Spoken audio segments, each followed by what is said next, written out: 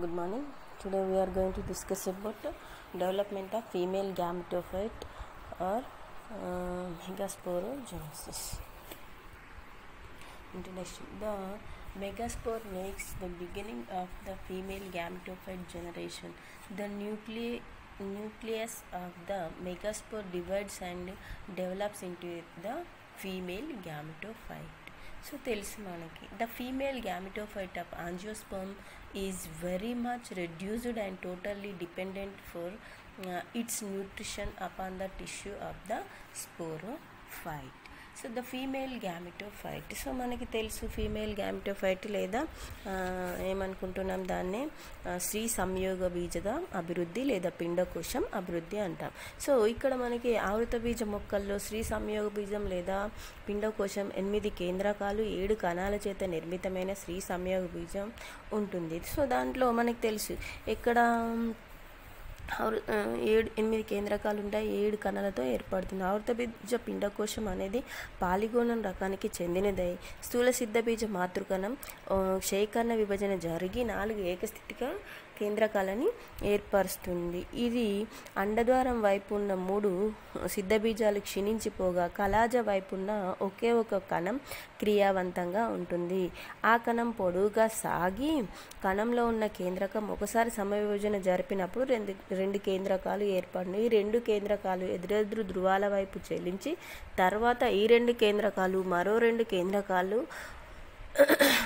మరో 2 సార్లు సమవిభజన జరిపి ప్రతి ధ్రువం వద్ద 4 కేంద్రకాలు అనేటివి ఏర్పడతాయి. ప్రతి ధ్రువం నుంచి ఒక కేంద్రకం పిండకోశం మధ్య భాగానికి ప్రయాణించి కణకవచంలో ఏర్పరచుకొని ద్వైస్థితికంగా ఉన్న ద్వితీయ కేంద్రకంగా ఏర్పడును. అండద్వారం వద్ద ఉన్న 3 కేంద్రకాలు కణకవచాలను ఏర్పరచుకొని స్త్రీబీజ పరికరంగాను ఏర్పడతాయి. మిగిలినవన్నీ స్త్రీబీజ కణం సహకణాలు. నెక్స్ట్ కింద ఉన్న చలాజల్ వైపుకి 3 ఉన్న కణాలు కణకవచాలని ఏర్పరచుకొని ప్రతిపాద కణాలుగా ఏర్పడతాయి. సో ఇక్కడ మనకి చలాజ మైక్రోఫైలర్ 2 వద్ద 4 న్యూక్లియస్ ఉండేవి, చలాజ వైపు 4 న్యూక్లియస్ ఉండేవి. 2 కూడా చలాజ 2 నుండి ఒక న్యూక్లియై మధ్యలోకి వెళ్ళింది, మైక్రోఫైలర్ నుండి ఒక న్యూక్లియర్ మధ్యలోకి వెళ్ళింది. అది పోలార్ న్యూక్లియర్గా మారిపోయింది. సో మైక్రోఫైలర్ 2 వద్ద ఉన్న 3 న్యూక్లియస్ ఇంటెగ్యుమెంట్స్ని ప్రిపేర్ చేసుకొని మధ్యలో ఉన్న కణాన్ని స్త్రీబీజ కణం అని అంటాము. నెక్స్ట్ ఇక్కడ ఉన్నది చూడండి మనకి స్త్రీబీజ కణం అంటాము. నెక్స్ట్ అటువైపు ఇటువైపు ఉన్న సహాయ కణాలు అనేటివి ఉంటాయన్నమాట. సో ఇక్కడ సహాయ కణాలు మధ్యలో ఉన్న 2 కణాలను కలిపి పోలార్ న్యూక్లియస్ అని అంటాము. సో ఇది పోలార్ లేదా ద్వైస్థితికంగా ఉన్న ద్వితీయ కేంద్రకం. చలాజల్ వైపుకున్న 3 ఏవైతే న్యూక్లియస్ ఉన్నాయో these are called are antipodals. So ఇక్కడ మనము యాంటీపోడల్స్ని చూసుకోవచ్చు. యాంటీపోడల్స్ కూడా అక్కడ ఇంటెగ్యుమెంట్స్ని ప్రిపేర్ చేసుకొని యాంటీపోడల్స్ అనేటివి ఏర్పడుతూ ఉంటాయి అన్నమాట. సో ఇది మనకి జనరల్గా ఆవృత బీజాల అన్నిట్లలో కూడా పిండకోశం 8 కేంద్రకాలు 7 కణాలతో నిర్మితమై ఉంటుంది కనుక దాన్ని మనం పాలిగోనం రకం పిండకోశం అని అంటామన్నమాట. సో ఈ పాలిగోనం రకం పిండకోశం జనరల్గా మనకి అన్నిట్లలో ఎక్కువ శాతం ఆవృత బీజ కణాలలో అన్నిట్లలోనూ కనిపిస్తుంది అనమాట. నెక్స్ట్ సో ఇక్కడ మనం ఒకసారి చూసుకున్నట్టయితే ఏంటి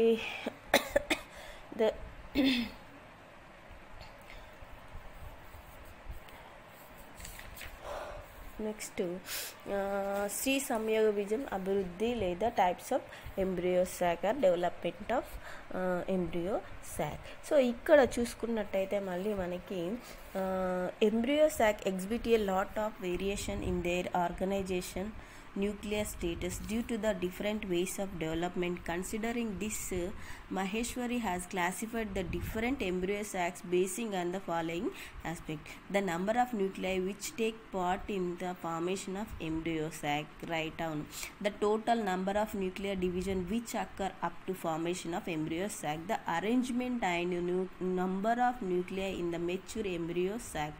సో ఇక్కడ మనకి ఎంబ్రియోస్ ఇది ఏంటిది టైప్స్ ఆఫ్ ఎంబ్రియో సాక్స్ అంటే పిండకోశాలు అనేది ఎందుకు రకాలుగా విభజించామనే దానిని ఆధారంగా తీసుకున్నట్టయితే ఆవృత బీజ మొక్కలో శ్రీ సంయోగ పిండకోశం అనేది పెరుగుదలలో మనకి సిద్ధ బీజాల సంఖ్య ఆధారంగా ఆవృత బీజాలలో 3 రకాల పిండకోశాలని ఏర్పరిచాడు. సో అందులో అతనే తీసుకున్నాడు అక్కడ మనకి ఇందాకనే చెప్పేసుకున్నామే అది 1 megaspore mother cell undergoes to 1 meiotic division and form a 4 haploid cells. So 4 మనకి ఫామ్ అయిన 4 హ్యాప్లాయిడ్ సెల్లో 3 సెల్స్ అనేవి డీజెనరేట్ అయిపోతుంది. Only 1 cell will be farming A whole embryo సాక్ అనమాట. సో ఇలా అక్కడ the number of nuclear which take part in the formation of whole embryo sac and the total number of nuclear division which occur up to the formation of ఎన్ని nuclear divisions అనేవి కేంద్రక విభజనలు అనేటివి ఎన్ని జరుగుతాయి అనే విషయాన్ని బట్టి next the arrangement of the number of nuclear mature embryo sac next ఏంటి అక్కడ మొత్తం ఎంబ్రియో సాక్ అనేది మెచ్యూర్ అయ్యాక ఎన్ని ఉంటాయి అనేవి దానిని బట్టి ఆధారంగా సంఖ్య సిద్ధ బీజాల స్థూల సిద్ధ బీజాల సంఖ్య ఆధారంగా ఆవృత బీజాలలో మనకి 3 రకాల పిండకోశాలని గుర్తించారు. So he recognised 3 main types of embryo sacs. So they are monosporic embryo sac, bisporic embryo sac and tetrasporic embryo sac. So ఇక్కడ మనకి ఫీమేల్ గ్యామెటోఫైట్ ఇందాకనే చెప్పుకున్నాము ఎన్ని types 3 types. So female gametophyte monosporic, bisporic and tetrasporic. So ఇక్కడ మనకి మోనోస్పోరిక్లో కనుక చూసుకున్నట్టయితే 2 sub divisions అనేవి మళ్ళీ మనకి 2 రకాలైన అందులో పిండకోశాలు ఉంటాయి. 1 is Polygonum and second 1 is Oenothera. And బైస్పోరిక్లో 2 సబ్ టైప్స్ ఉన్నాయి again Allium and Endymion type. And next 1 is tetrasporic. They are 7 sub types. 7 sub టైప్స్లో సో దేర్ ఆర్ బైస్పోరిక్. టెట్రాస్పోరిక్లో మనకి Plumbago type, Peperomia, Penaea and Adoxa, Drusa type of arrangements, Fritillaria, Plumbagella. So these are the 7 types of tetrasporic embryo sacs. So ఇది మనకి అన్ని రకాల embryo sacs అనేవి ఉన్నాయి. So will discuss about monosporic embryo sac. So monosporic each has more than 1 subtype. Some type of common one is discussed further. So ఇక్కడ first one is monosporic embryo sac. A monosporic embryo sac is derived from a single haploid megaspore. All the nuclei in the embryo sac are genetically identical as they develop from the same megaspore. There are 2 subtypes of monosporic female gametophyte. They are the polygonum type and Enothera type. So ఇక్కడ మనకి ఏకసిద్ధ బీజ వర్ధక పిండకోశం. First one ఏమనుకున్నాము ఏకసిద్ధ బీజ వర్ధక కోశం, రెండోది ద్విసిద్ధ బీజ వర్ధక పిండకోశం, మూడోది చతుస్సిద్ధ బీజ వర్ధక పిండకోశం. సో ఏకసిద్ధ బీజ వర్ధక పిండకోశంలోనే ఇందాక చెప్పుకున్నాం పాలిగోనం టైప్ అండ్ ఇంకా నెక్స్ట్ ఈనోథెరా రకం అని చెప్పుకున్నాము. ద్విసిద్ధ బీజ వర్ధక పిండకోశంలో ఆలియం అండ్ ఎండమియాన్ రకం అని చెప్పుకున్నాము. చతుసిద్ధ పిండకోశంలో మనమే 7 టైప్స్ అని చెప్పుకున్నాము. Peenya, పెపరోమియా, RUSA, అడోక్సా, Plumbago, Plumbagella. So these are the types of Fritillaria. So these are the types of చతుస్సిద్ధ బీజ వర్ధక పిండకోశంలో చెప్పుకున్నాం. So first one is a monosporic ఏంటది మనకి మోనోస్పోరిక్ లేదా ఏకసిద్ధ బీజవర్ధక పిండకోశం. సో ఇక్కడ ఏకసిద్ధ బీజవర్ధక కోశం a monosporic embryo sac is derived from a single haploid megaspore. స్థూల సిద్ధ బీజ మాతృకణంలో లేదా మాతృకణం శేఖరణ విభజన జరిపి 4 ఏకస్థితిక హ్యాప్లాయిడ్ కణాలని ఏర్పరచును. ఇందులో 1 మాత్రమే క్రియావంతంగా ఉండి మిగతా 3 డీజెనరేట్ అయిపోయి ఆ 1 మాత్రమే మొత్తం హోల్ ఎంబ్రియో సాక్ని కనుక ఏర్పరిస్తే దాన్ని మనం మోనోస్పోరిక్ ఎంబ్రియో సాక్ అని అంటాము. సో ఇందాక మనం చెప్పుకున్నాము ఆంజియోస్పర్మ్స్లో అన్నిట్లలో ఉండేది మనకి ఎక్కువ కూడా పాలిగోనం టైప్ ఆఫ్ పిండకోశం అని చెప్పుకున్నాం. సో దీంట్లో నా first one is Polygonum type of embryo sac. So Polygonum type of embryo సాక్లో కనుక చూసుకున్నట్టయితే it was first described by Strasburger in 1879. Here embryo sac is formed by the megaspore at the chelagel end and the rest of the tetrad degenerated. The embryo sac is giant nucleated. 3 antipodal cells are located at the chelagel end. A central diploid secondary nucleus exists along with a microfilar egg apparatus constituting of the two synergids and an egg cell. This type of embryo sac is most common in all angiosperms. మనం ఇందాకనే చెప్పుకున్నాము, ఇది పాలిగోనం రకంలో పాలిగోనం రకం పిండకోశంలో 8 కేంద్రకాలు గల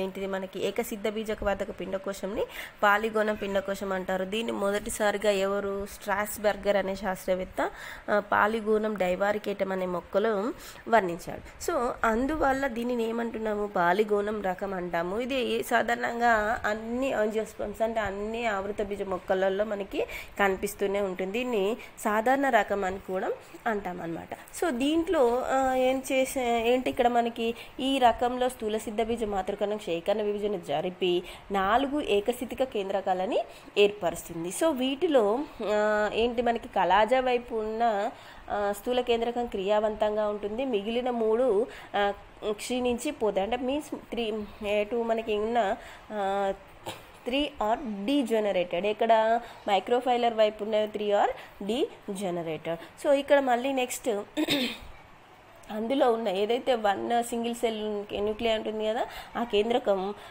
once under goes to mitosis. So mitosis జరిపి 2 సెల్స్ని ఇస్తుంది అనమాట. ఒకసారి సమవిభజన జరిపి 2 కేంద్రకాలని ఏర్పరుస్తుంది.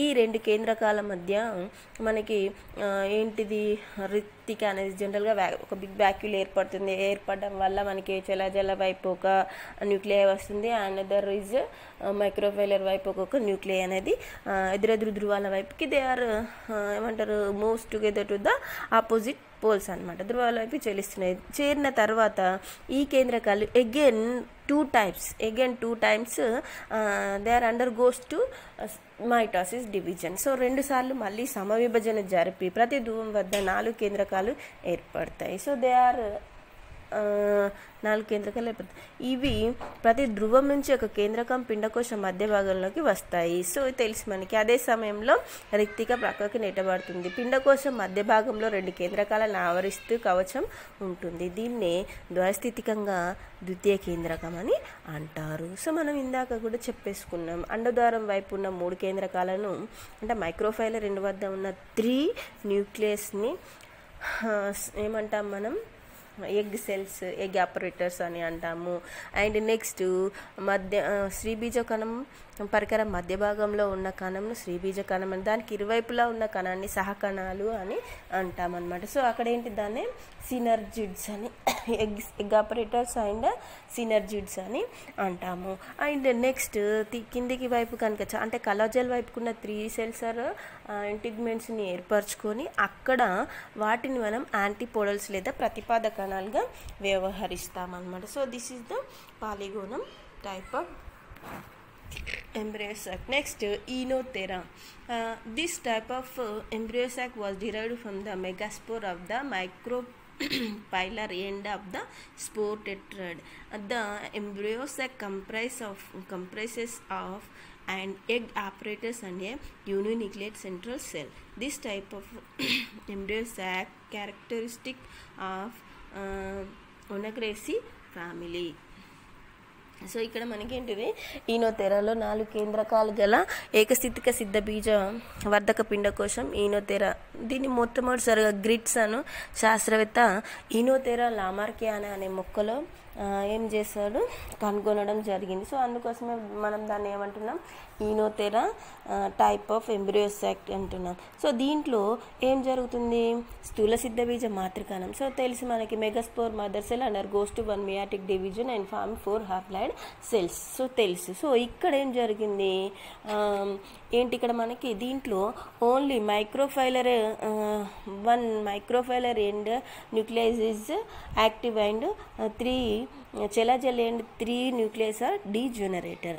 సో ఇక్కడ ఏదైతే క్రియావంతంగా ఉంటుంది మనకి ఇక్కడ మైక్రోఫైలర్ ఎండ్ వద్ద ఉన్న cell is very active in nature, chalazal end 3 are degenerated. So ఇక్కడ ఏం జరిగింది, మైక్రోఫైలర్ అంటే అండద్వారం వద్ద ఉన్న ఒకటి మాత్రమే క్రియావంతంగా ఉండి మిగిలిన 3 చెలాజల్ వద్ద ఉన్న మిగిలిన 3 కేంద్రకాలు నశించిపోతాయి అన్నమాట. సో అందులోని కేంద్రకం 2 సార్లు సమవిభజన జరుపుకొని మొత్తం 4 కేంద్రకాలని ఏర్పరుస్తుంది. సో ఇక్కడ ఏంటి మనకి ఈనోథెరా టైప్లో only 1 cell is activated. That cell undergoes to 1 mitosis division 2 times, undergoes to 2 mitotic division and form a 4 nucleus. So these cells are integments are formed with the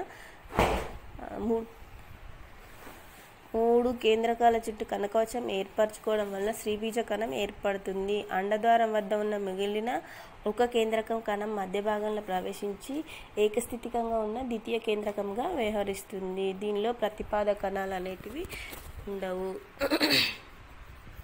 so ఇది Oenothera type of embryo sac.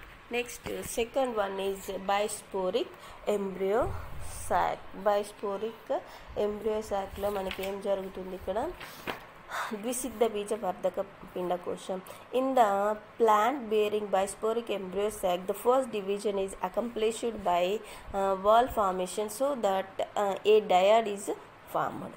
So తెలుసు మనకి ద్విక కణం అనేది ఏర్పడుతుంది. So ద్విసిద్ధ బీజ వర్ధక పిండకోశంలో పిండకోశం ఏర్పడడానికి 2 సిద్ధ బీజాలు ఉపయోగపడుతున్నాయి.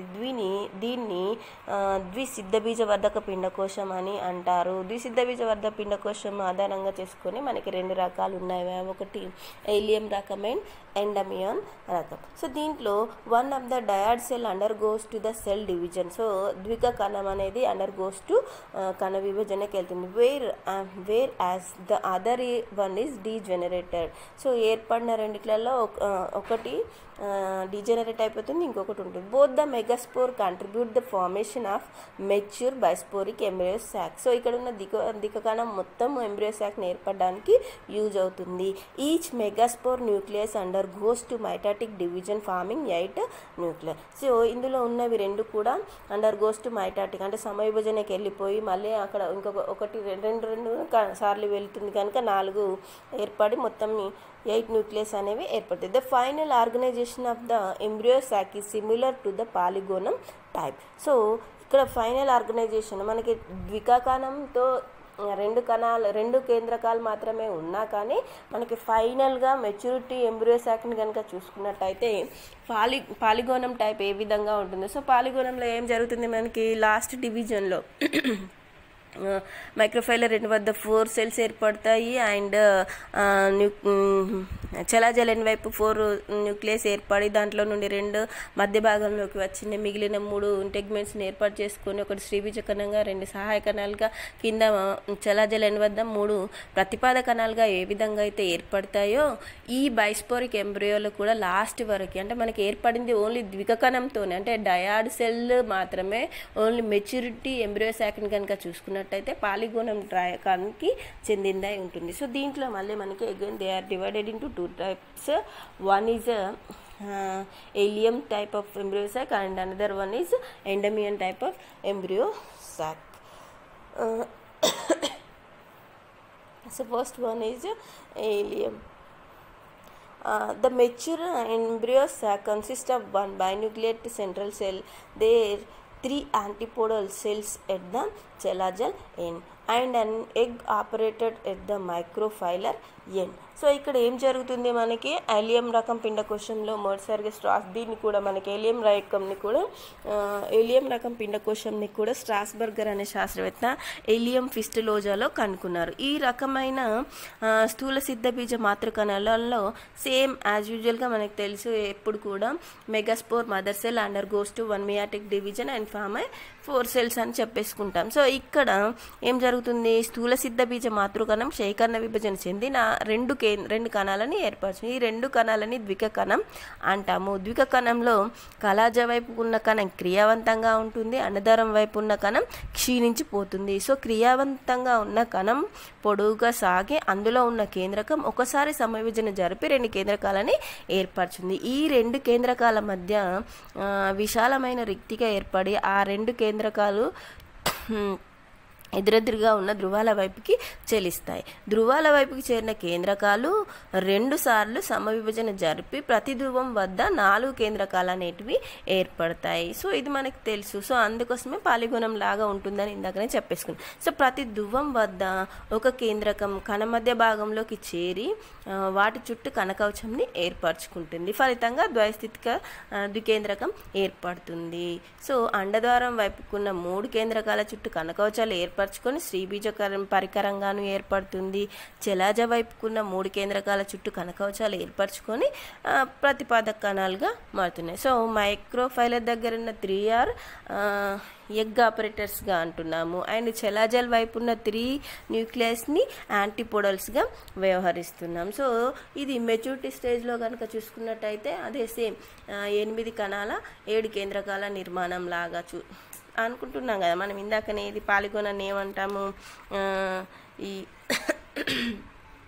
8 కేంద్రకాల 7 కణాలతో నిర్మితమైన అంటే మెచ్యూర్ ఎంబ్రియో సాక్ని కనుక చూసుకున్నట్టయితే మనకి సేమ్ పాలిగోనం లాగా ఉంటుంది ఏలియం రకం అనేది, బట్ నాట్ లైక్ దట్.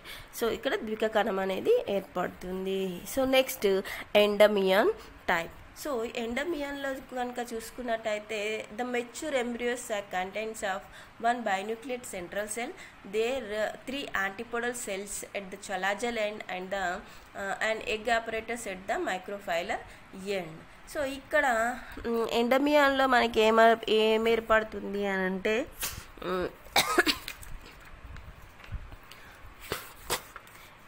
ఎండమియాన్ రకంలో మనకి కంప్లీట్గా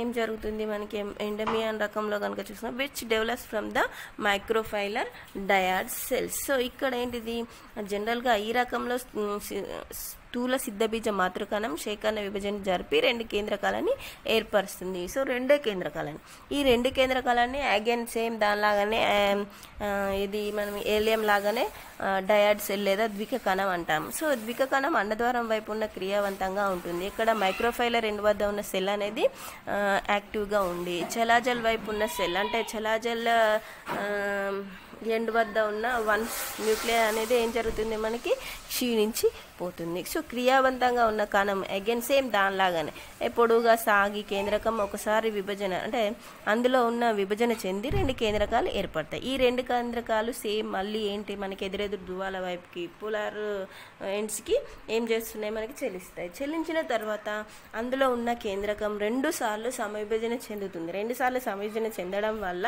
అక్కడ ద్వితీయ కేంద్రకం ఏర్పడుతుంది. అండదారం వైపు ఉన్న 3 కేంద్రకాలు కణ విభజనాన్ని ఏర్పరచుకొని శ్రీ పరికరంగాను మీన్స్ శ్రీ ఎగ్ ఆపరేటర్స్ గాను ఏర్పడతాయి. చెలాజ వైపు ఉన్న 3 కేంద్రకాలు కణకవచాన్ని ఏర్పరచుకొని ప్రతిపాదక కణాలుగా ఏర్పడతాయి. సో యాజ్ ఇట్ ఈజ్ మనకి దేనిలాగా ఉన్నది ద్వైస్థితికంగా. సో ఇక్కడ ఏంటి సేమ్ మనకి ఏలియం అండ్ ఎండమియాన్ యాజ్ ఇట్ ఈజ్ పాలిగోనం రకం లాగానే ఉన్నాయన్నమాట. సో ఇక్కడ ఏంటి లాస్ట్కి ఏర్పడిన సమవిభజన 2 టైమ్స్ సమవిభజన జరపడం వల్ల మైక్రోఫైలర్ ఎండ్ వద్ద 4 న్యూక్లియస్ ఏర్పడతాయి. అదేవిధంగా చలాజల్ ఎండ్ వద్ద 4 న్యూక్లియస్ ఏర్పడతాయి. సో ఏర్పడిన 4 న్యూక్లియస్లో 1 is most together central part and ఇక్కడ చలాజల్ ఎండ్ నుండి 1 is moving together to the central part that is called polar nucleus లేదా ఏమంటాం మనం ద్వైస్థితిక కేంద్రకం ఆర్ ద్వితీయ కేంద్రకం అంటాం. సో ఇక్కడ మైక్రోఫైలర్ ఎండ్ వద్ద 3 సెల్స్ ఏంటి కణకవచాలను ఏర్పరచుకొని శ్రీబీజ పరికరంగాను కింద ఉన్న 3 కణాలు కూడా కణకవచాలను ఏర్పరచుకొని యాంటీపోడల్ సెల్స్గా ఏర్పడతాయి. సో ఇది మనకి same as stage Allium and Endymion లాస్ట్కి మెచ్యూరిటీ స్టేజ్లో కనుక చూసుకున్నట్టయితే పాలిగోనం టైప్ ఆఫ్ దానిలాగానే కనిపిస్తుంది అనమాట. Next tetrasporic embryo sac. So ఈ టెట్రాస్పోరిక్ ఎంబ్రియో సాక్ కనుక చూసుకున్నట్టయితే లేదా చతుసిద్ధ బీజ వర్ధక పిండకోశం. A tetrasporic embryo sac is more heterogeneous than a bisporic embryo sac because all the 4 megaspores are involved in the formation of embryo sac and are genetically different. They are 7 type of tetrasporic embryo sac. So ఇక్కడ మనకి ఏంటిది ఏమని చెప్పుకున్నాం, చతుస్సిద్ధ బీజ వర్ధక పిండకోశం. So ఇప్పటిదాకా మనకి ఏర్పడిన పిండకోశాలు అన్నిట్లలో కూడా ఓన్లీ 2 cells లేదో 1 cell అంటే ఏర్పడిన 4 కేంద్రకాలలో ఒకటి మాత్రమే క్రియావంతంగా ఉండి 3 డీజనరేట్ అయిపోయినాయి. అదొకటి ఈనోథెరా అండ్ పాలిగోనంలో. నెక్స్ట్ బైస్పోరిక్లో ఏం జరిగింది, 2 కణాలు ఏర్పడతాయి. ఆ 2 కణాలు ద్విక కణం డయాడ్ సెల్ అంటాం. డయాడ్ సెల్లో 1 ఈజ్ డీజనరేటెడ్ అండ్ 1 సెల్ మాత్రమే ఏముంటుంది, యాక్టివ్గా ఉంటుంది. సో ఆ 1 సెల్లే హోల్ ఎంబ్రియో సాక్ని ఏర్పరుస్తుంది. They are Allium and Endymion. So అది కూడా ఈక్వల్ టు పాలిగోనం లాగా ఉంటుంది. బట్ ఇక్కడ చతుస్సిద్ధ బీజవర్ధక పిండకోశంలో ఏం జరుగుతుంది, more heterogeneous to the bisporic embryo sac. ఇక్కడ ఏర్పడిన 4 megaspores involved in the formation of embryo sac. అంటే ఒకసారి క్షేకరణ విభజన జరిగినప్పుడు అంటే megaspore mother cell undergoes to 1 meiotic division and form 4 haploid cell అని చెప్తాం. సో ఈ ఏర్పడిన 4 హ్యాప్లాయిడ్ సెల్స్ కూడా హోల్ ఎంబ్రియో సాక్ని ఫామ్ చేయడానికి యూజ్ అవుతూ ఉంటుంది అనమాట. సో ఇక్కడ ఏంటి, మనకి స్థూల సిద్ధ మాతృ కణాలలో ఉన్న క్షేకరణ విభజన చెంది 4 ఏకస్థితిక స్థూల సిద్ధ బీజ కేంద్రకాలు ఏర్పడతాయి. కానీ వాటి చుట్టూ కణకవచాలు ఏర్పడవు. దీన్ని సీనోమెగాస్పోర్ అని కూడా అంటారు. ఈ 4 కేంద్రకాలలో పిండకోశ నిర్మాణంని ఏర్పరచును. దీన్నే చతుస్సిద్ధ బీజ వర్ధక పిండకోశం అంటారు. ఈ 4 సిద్ధ బీజ కేంద్రకాలు కింది విధంగా అమరి ఉంటాయి. సో ఇందాకనే చెప్పేసుకున్నాం. ఫస్ట్ వన్ మోనోస్పోరిక్, అంటే ఏర్పడిన 4గిట్లలో ఒకటి మాత్రమే మోనోస్పోరిక్లో ఒకటి మాత్రమే హోల్ ఎంబ్రియో సాక్ని ఏర్పరుస్తుంది, ఒక న్యూక్లియస్ మాత్రమే. So that is monosporic. మోనోస్పోరిక్లో మనం ఏమి చెప్పుకున్నాం, Polygonum and Oenothera type. And రెండో దాంట్లో బైస్పోరిక్లో ఏం చెప్పుకున్నాము, ఏర్పడిన 2 సెల్స్లో డయాడ్ సెల్లో 1 is degenerated and 1 is active cell. So ఆ యాక్టివ్ సెల్తో హోల్ ఎంబ్రియో సాక్ అనేది ఏర్పడుతుంది. దట్ ఈస్ బైస్పోరిక్ అంటే ద్విసిద్ధ బీజవర్ధక పిండకోశం. దాంట్లో మనం ఎండమియన్ చెప్పేసుకున్నాం, ఏలియం చెప్పేసుకున్నాం. చతుస్సిద్ధ బీజవర్ధక పిండకోశంలో ఏం జరుగుతుంది, ఎప్పుడైతే మెగాస్పోర్ మదర్ సెల్ అనేది క్షేకరణ విభజన చెందుతుందో, స్థూల సిద్ధ బీజ మాతృకణం క్షేకరణ విభజన చెందినప్పుడు 4 ఏకస్థితిక కేంద్రకాలు ఏర్పడతాయి. ఏర్పడిన 4 కేంద్రకాలు కూడా ఎంబ్రియో సాక్ అంటే పిండకోశం ఏర్పడడానికి తోడ్పడతా ఉంటాయి. అందుకోసమే దాన్ని ఏమంటున్నాం మనం, చతుస్సిద్ధ బీజవర్ధక పిండకోశం. సో ఇక్కడ మనకి ఏమిటిది, దానికి దీనికి తేడా ఏంటంటే ఇవి వాటి చుట్టూ కణకవచాలను సెల్ వాల్స్ని ఏర్పరచుకోలేవు. ఏర్పడిన 4 హ్యాప్లాయిడ్ సెల్స్ కూడా దాని చుట్టూ సెల్ వాల్స్ అనేవి ఏర్పరచుకోవు కనుక దాన్ని మనం సీనోమెగాస్పోర్ అని అంటాం. సో దీంట్లో కనుక చూసుకున్నట్టయితే మళ్ళీ మనకి 7 types of embryo sock types ఉన్నాయి. మనకి ఒక్కొక్కటి కనుక చూసుకున్నట్టయితే 1+1+1+ అమరిక. సో దీంట్లో ఈ 1+1+1+ అరేంజ్మెంట్లో ఏం జరుగుతుంది, మనకి 1/4 nuclei undergoes this arrangement. So that one occupies the microphylar position, and another one occupies the chelagel position, and the 2 others take lateral position, one on each sides. So these 4 nuclei may undergo 1 meiotic division each to form 8 nucleate embryo sac, or may undergo 2 mitotic division form a 16 nucleate embryo sac. So ఇక్కడ ఏం జరుగుతుంది, మనకి ఒక కేంద్రకం చెలాజా వైపుకు, ఒకటి అండద్వారం వైపుకు, మిగిలిన 2 పార్శ్వ ధ్రువాల వైపుకి ఉంటాయి. సో దీంట్లో పిపరమియా, పీనియా, ప్లంబాగో సేమ్ రకాలు. అంటే ఏంటిది, ఇక్కడ ఏర్పడిన అంటే 1 megaspore mother cell undergoes to 1 meiotic division and form a 4 haploid cellsలో ఏర్పడిన 4 haploid cells, one is on microphylar end, another one is chelagel end, and 2 are partial sides పక్కలకి ఇరువైపులా ఆపోజిట్ పక్కలకి నాలుగు చోట్ల ఏర్పడి ఉంటాయి. సో ఈ విధంగా దాంట్లో మనకి పెపరోమియా రకం వస్తుంది, పీనియా రకం వస్తుంది, ప్లంబాగో రకం. దిస్ ఈజ్ కాల్డ్ 1+1+1+1+ అరేంజ్మెంట్ అని అంటాము. సో దీంట్లో ఫస్ట్ వన్ మనకి 3 రకాలని చెప్పాము కదా, పెపరోమియా, పీనియా అండ్ ప్లంబాగో రకం. First one is Fritillaria. Peperomia, Fritillaria అని చెప్పుకున్నాం first. ఫ్లిట్టలేరియా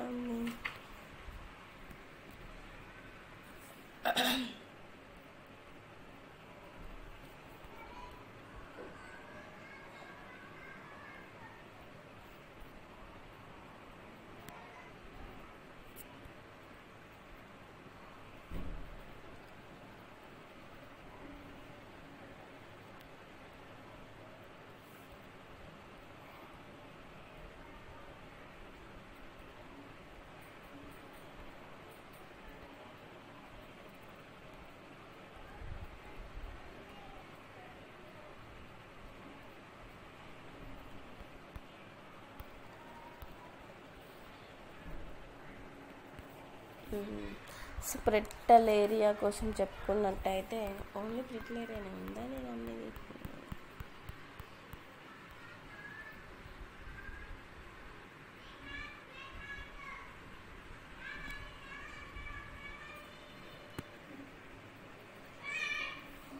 so fritillaria. In this type, the 3 nuclei at the chelagel and fuse to form a triploid nucleus, and at the microphylla end 3 is 1 haploid nucleus. Both the nuclei now undergoes to 2 mitotic division and form 4 nuclei at the each fold. 4 haploid and 4 triploids are formed.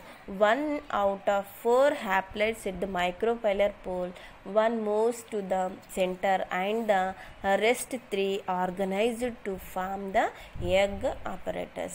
Out of 4 triploid nuclei, 1 move to the center to the form a triploid polar nucleus, and rest 3 triploid nucleus are form a antipodal cell.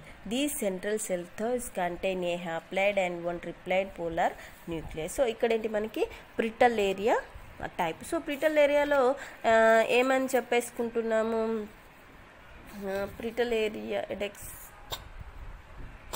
కేంద్రకం వద్ద మనకి ఏం చేస్తున్నాయి, పిండకోశంలో అభివృద్ధిలో స్థూల మాతృకణం అనేది ఒకసారి క్షయకణ విజయం ఈ 4 కేంద్రకాలు ఏర్పరుస్తాయి. సో తెలిసిన విషయమే.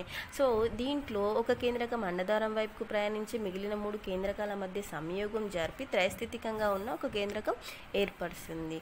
సో పిండకోశము ఈ 2 కేంద్రకాలు స్వేచ్ఛ కేంద్రక విభజన జరపడం వల్ల అండదారం వైపు మనకి ఏం ఏర్పడుతుంది, అండద్వారం వైపు 4 ఏకస్థితిక కేంద్రకాలు, చలాజ వైపు 4 త్రైస్థితిక కేంద్రకాలు ఏర్పరచును.